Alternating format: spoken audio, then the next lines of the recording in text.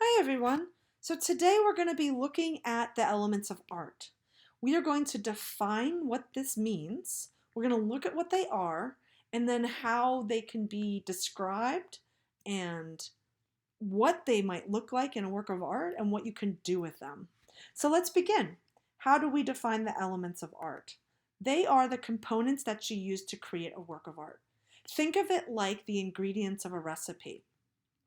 You want to make a certain dish, you need to gather up everything that goes into that dish and then start to cook. And you end up with your final dish. So in art, we need to gather our ingredients. Our ingredients are these: line, shape, form, space, color, value, and texture. So let's begin. We're going to start with line. Line. How do we define this? What do we mean by this? Well, the official definition is an identifiable path created by a point moving in space. A more fun way to describe it might be it's a dot that went on a walk. So there's different ways for us to describe and talk about what a line is doing when we look at a work of art. So there are the characteristics of line, which include direction, thickness, and what I call the quality. There's also how lines get used, which includes outlines for defining the outline of an object, a person. And we also can call that a contour line. There's also gesture lines, which can help to show movement, or the idea that something is not just posed in some static position, not moving. Those are different kinds of lines to express a certain thing or idea. So let's move on and look at line direction and line weight. Line direction is kind of obvious, so there it is. It's just a reminder of here's how we might describe one thing about a line. And then we have line weight. This one's important because it can help make a drawing more dynamic, interesting, and it's something that gets forgotten when you're drawing a lot of the time. So it's almost like you need to remind yourself sometimes, hey, you know what? Maybe I need to play with the thickness of that line. So let's quickly look at these two apples. The one on the left has the same line thickness through the whole drawing. The one on the right does not. Now I want you to ask yourself which drawing of that same apple is, pick an adjective, more dynamic, interesting, has some more life to it. I would guess that you'd choose the one on the right. And that's because the line weight or the thickness of that line has been played with. And it almost gives us a sense of volume to the apple. Like one side has a bit more of a shadow or is heavier than the other side. And I can guess you would choose the right side of that apple is the side, of course, that would have a bit more of a shadow on it because the line is thicker. So the two drawings underneath give us an idea of how, when you really play with this idea of just line direction and weight, what can happen. So then we're going to move on to just the types, actual types of line or quality of line, meaning what direction and how are you moving your pencil across that paper.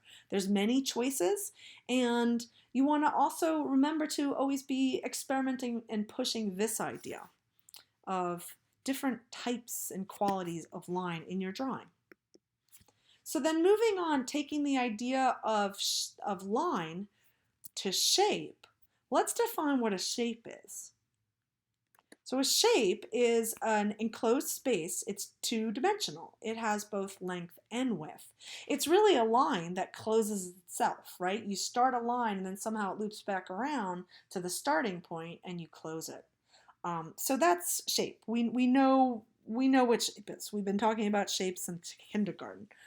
But if we move on to actually how do we further categorize them, these are ways in art that we discuss kind of, again, the quality of shapes. So there's geometric and organic.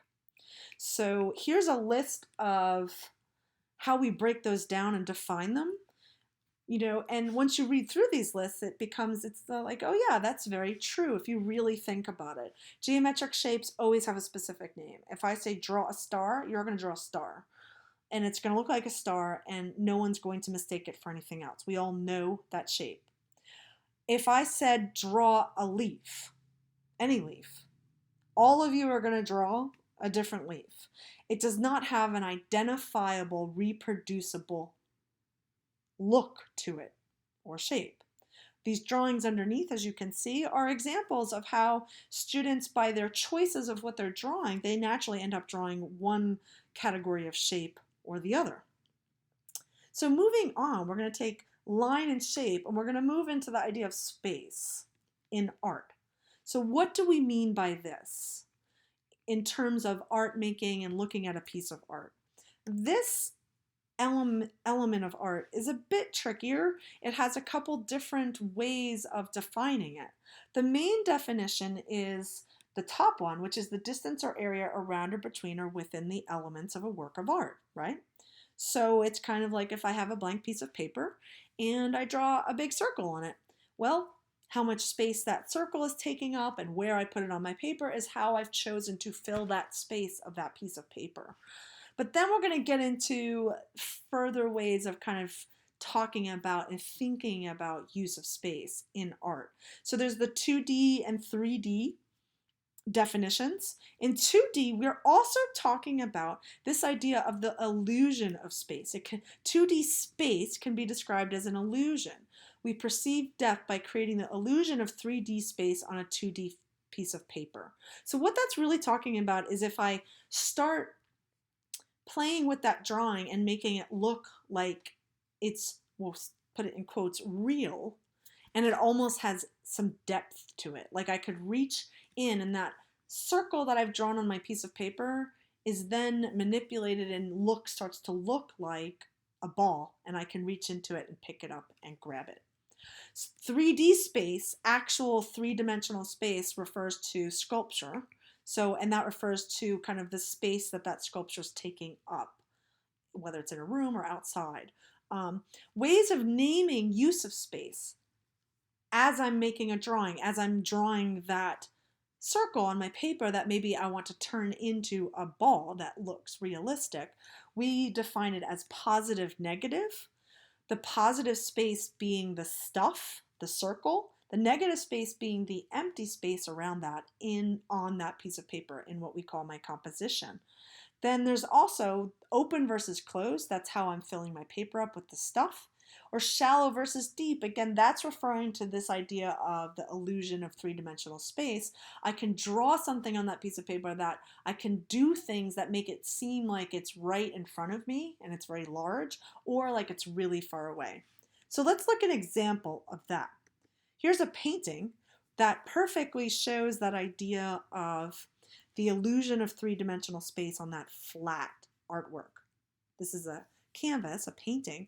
So in this, we have this wonderful sense of space, right? That illusion of space of she is fairly close to us, and we can tell that or get that idea from this painting by looking at the details in her clothing and also how big she is in comparison to the house that's been placed way up at the top of the paper and it's quite small and tiny, right? So because of this, we get the sense that she is very far away from this house. And he's doing that through how he's playing with how he's created this painting and how he's placed her and the house and the size and scale of them. And it's a great use of space. Now, just to look at that idea of three-dimensional use of space. So here are two sculptures by contemporary sculptors. And here's one that's a solid sculpture, so it takes up space in this kind of very solid way. But it's also, how you would walk around this and how it fits into the space that it's sitting in right now are all things you would talk about when you look at this.